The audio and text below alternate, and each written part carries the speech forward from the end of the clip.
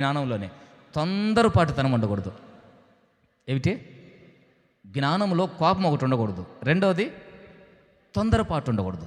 ఈరోజు చూడండి, కొంతమందికి తొందర, నీ అంతు తేలుతా, సొత్తా, అది చేస్తా, ఇది చేస్తా, తొందర, మామూలు తొందర. మీ తొందర గురించి కొన్ని విషయాలు చెప్తా. తొందరపాటు నిర్ణయాల్లో ఏం చేస్తారంటే, కొంచెం తొందరపడి వారి కుటుంబాలు, వారి వ్యక్తిగత జీవితాలు తొలగించుకొని లేనిపోని శాపం అనుభవిస్తుంటారు. ఆ రోజుల్లో ఒక ఆయన గురించి నాకు తెలిసిన విషయం. బజారుకు పోతా ఉన్నాడు. ఈలోపు ఒక ఆమె వచ్చి, బజారుకు పోతున్నావు కదా, నన్ను కూడా కొంచెం అలా రోడ్డు దాకా దించనింది. ఎక్కించుకున్నాడు. పోతా ఉంటే మధ్యలో ఒక పిల్లోడు చూసిండట. ఆడు చూసి ఇంటికి వచ్చి ఏమంటాడు తెలుసా? ఆంటీ ఆంటీ, అంకులే ఇంకొక ఆంటీని బండి ఎక్కించుకొని పోతున్నాడు అని చెప్పినట్ట. ఇంతకు వాడేవాడా అని చెప్తే ఇలా బంధువు పిల్లోడు కాదు, పోనీ ఇలా బజారు పిల్లోడు అంటే ఈడు కాదు.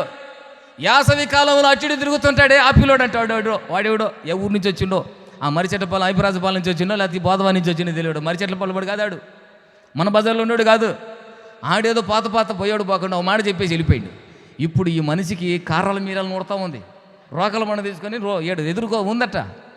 ఏది కడమ దగ్గర కూర్చొని ఉంది. ఆడు సంగతి తేలుద్దామని ఆయన రానే వచ్చాడు.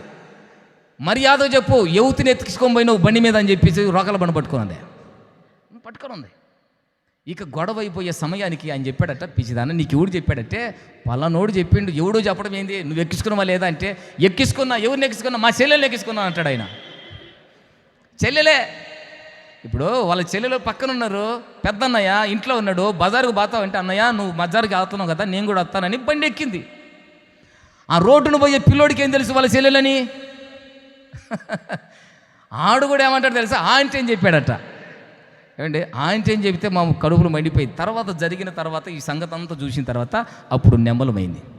ఎందుకు? తొందరపడిగిన బ్యాగు సర్దుకొని వెళ్ళిపోయింటే, అవునా? తొందరపడిగిన 4 మాటలు నింటే, తొందరపడిగిన లోకర బండ తీసుకొని వేసింటే.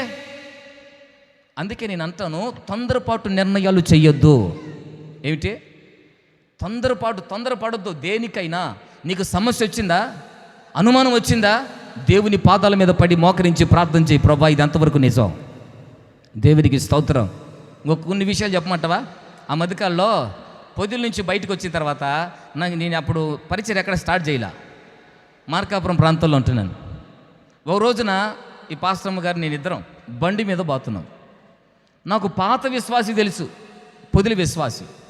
మా ఇద్దరిని చూశాడు. పొదిలికొచ్చి ఏం చెప్పాడు తెలుసా? పాస్టర్ గారు మీ దగ్గర ఒక బ్రదర్ ఉన్నాడే, ఎవరైనా? ఓసన్న బ్రదరు, అమ్మాయిని లెక్కించుకొని తిరుగుతూ ఉండండి ఒంగోలు అన్నాడట. ఆ వార్త మరిచెట్లపాలెం కూడా వచ్చింది. ఓ తల్లి నన్ను అడిగింది, ఇట్లా అంటున్నాడా నీ గురించి అని. నేనా ఏ అమ్మాయిని లెక్కించుకొని తిరిగాప్పుడు నా బాధలు నాకు ఎక్కువైపోయి, నా సంసారం బాధలు నాకు ఎక్కువైపోయి నేను అల్లాడుతావు అంటే ఏ అమ్మాయిని ఎక్కించుకున్నానని. ఆ దుర్మార్గుడికి తెలియదు నాకు పెళ్ళైన సంగతి. ఒకవేళ పెళ్ళి అయిందంటే ఆ మెల్ల ఏముండాలి? తాలిబొట్టు ఉండాలి. లేకపోతే కనీసం కాళ్ళకి, ఇప్పుడు కాళ్ళకు మెట్టిల్లు, మెల్ల తాలిబొట్టలేదు. ఈయన అమ్మాయిలు వేసుకొని తిరుగుతున్నాడు. అర్థమైందా? తొందరపాటు నిర్ణయాలు. అల్లెల్లో ఆ దుర్మార్గుడికి తెలియదు నాకు పెళ్ళైన సంగతి. అంటే పెళ్ళి అయితే నేనా మెల్ల తాలిబొట్టు ఉండేది, కాళ్ళకు మెట్టిలు ఉండేది. ఇప్పుడు ఉంది ఏమీ లేవు. ఇప్పుడు కూడా ఎక్కడికన్నా నెగ్గించుకొని పోతా ఉంటే ఏమనుకుంటారు తెలుసా? ఎవరు అమ్మాయిని నెగ్గించుకొని పోతున్నారు. వాళ్ళు పెచ్చం తెలుసుకుంటే కాదు. హల్లెలూయ. నిన్న ఒక ఆయన ఫోన్ చేశాను నాకు, ఆ మండపేటలో చావకుల కొట్టలో ఉంటే ఫోన్ చేసి, పాస్టర్ గారు ఏంది ఈ మధ్య జ్యూస్ పాయింట్ కూడా పెట్టినావు నువ్వు అన్నాడు. దుర్మార్గుడు కూడా నీ జ్యూస్ పాయింట్ పెట్టడం ఏదంటే, అల్లదిగా బోర్డు ఉంది చూసారా, ఆ బోర్డు అదిగా శివరు పెట్టారు పాపం మన చెన్నమ్మక్కళ్ళు. ఆడ ఏం కనపడుతుందంటే జ్యూస్ పాయింట్ కూల్ డ్రింక్ అని కనపడుతున్నాడా. ఈ దారిన పోతున్నట్ట ఆ దుర్మార్గుడు ఆడికి పోతున్నా తెలీదు, ఆ పొదిలి పోతున్నట్ట. పోత ముందు నాకు గణేష్ని తీసేసి ఫ్రూట్ జ్యూస్ కూలింగ్ని చూసాడట.